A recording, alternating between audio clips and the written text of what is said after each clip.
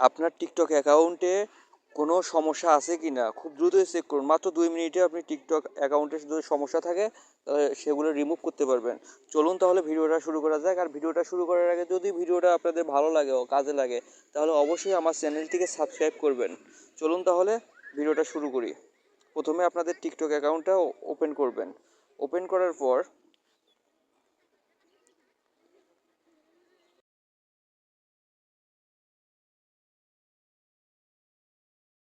Click করার পরে এখানে যে আপনার 3 ডট মেনু আছে এটাতে ক্লিক করবেন।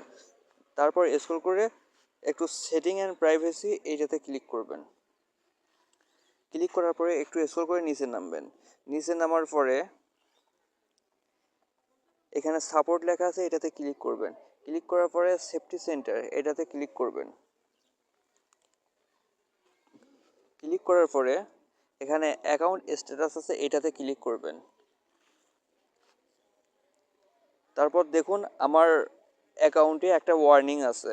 আপনাদের যদি কোনো ওয়ার্নিং বা ভায়োলেশন থাকে তাহলে আপনার এখানে শো করবে। আপনারা এখান থেকে আপিল করতে পারবেন। ধন্যবাদ।